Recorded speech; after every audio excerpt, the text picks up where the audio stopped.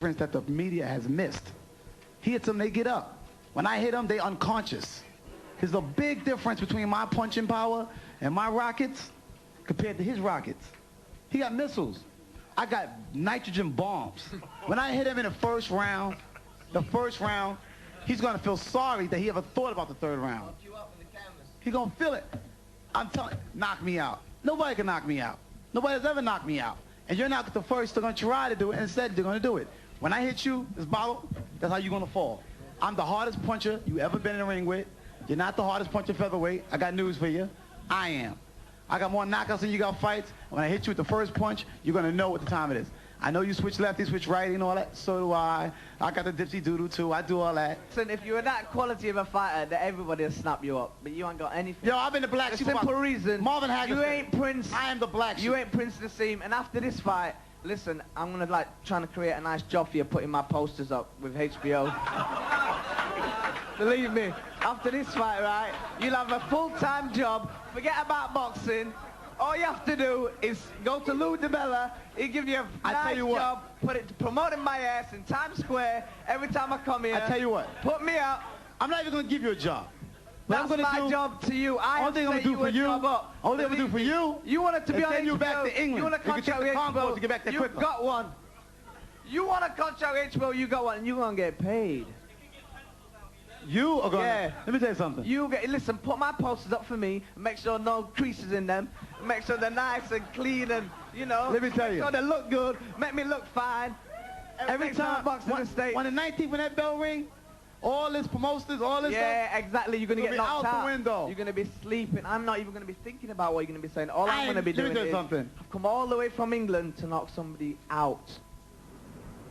I tell you something, if you remember, Ali, of course, is a legend, and Prince Naseem has just stirred up a bit of controversy this week by daring to compare himself with the greatest. I will be the greatest, regardless of what weight I am. I can guarantee you that, and people will see me as the greatest. Would you tell Muhammad Ali that? Well, he is my idol, and I do love him to bits, but I will tell him. That he's probably coming to the fight, so I might tell him after the fight. That you're better than him? I probably won't say blatantly that I'm better than him, but I'll probably tell him at this time now of boxing, in this generation, I'm the best in the world and I am the greatest, like he was the greatest in his time. Well, now as self-confident as ever. Steve Barhood is with me, one of America's top boxing journalists. Can he be another Ali? That's a big call, isn't it? It's a big call, and it's absurd. He should not worry about being Muhammad Ali. Muhammad Ali was a product of his times in the 60s and 70s. Naseem should worry about being the first Naz. He's an original, like Ali was, and he can be a product of his time. So forget Ali. There can only be one Ali. There will never be another. What is he having? The Americans are being informed. HBO have spent millions investing in our Prince, and he's everywhere in New York.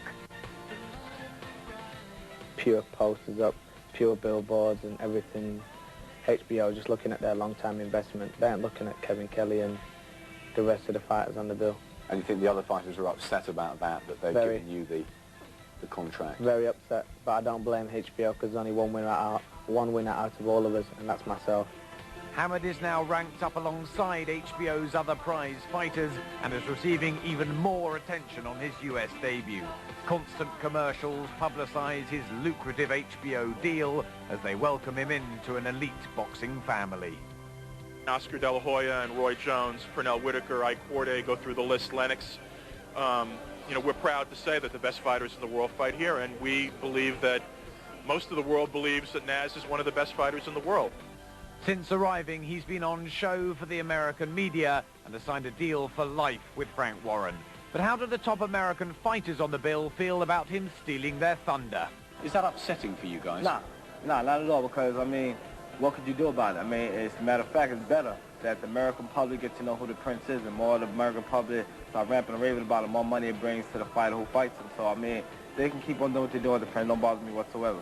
But Kevin Kelly is bothered. I want to thank Frank Warren for bringing him. When I'm hitting him, you're going to say, you're beating up my money, Kev. You're beating my money up. The Bellas are going to feel the same way, that I'm beating their money up. And that's exactly what I'm going to do. Every time I land, their pockets are going to feel it. I'm beating their money up. What if it all goes wrong? What if you lose this one? I don't know how you can even ask me that, Adam. And I shouldn't really even answer that silly question. To me, that is a silly question. There's no way that I can lose. So I'm not going to answer it as if... I'm not going to answer it the way you said it to me. What if you do lose? That'll never happen. So that's all I'm saying. That can't happen. It won't happen. Well, in my hand is proof that not everybody in New York loves Naz. This is the New York Post. It's the best-selling daily newspaper in the city. This morning, Wally Matthews, well-known sports writer, he says that Naseem is yet to prove he can do anything more than dance and talk. The piece goes on in fairly vitriolic terms. It says, you'll love to hate this guy with his overproduced and overlong ring entrances and his utter lack of humility. That's pretty strong stuff, and I would say a bit unfair, wouldn't you, Glenn? I think it's very unfair, but I think what they're doing is they're telling the American public not to like this guy, so I think that's what he's got to expect.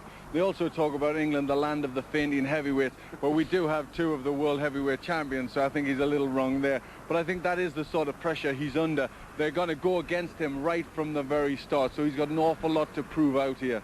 I think it's fair to say, too, that Wally Matthews, who wrote this piece, is a sort of one of those Brits can't fight type of fellows over here. He had a real go at Lennox Lewis and called him the garbage can champion. He's also forgetting, of course, that Naz has stopped his last 16 opponents. He doesn't just dance and talk, he punches a bit too, doesn't he? Well, I think that's what they're about to hear, and that's what they will say. I think they're in for a big shock, and I think he will get their attention, and he will put on a tremendous performance. But, of course, the people who read this, Paul, may well treat Naz as the bad guy when he makes his ring entrance this Friday.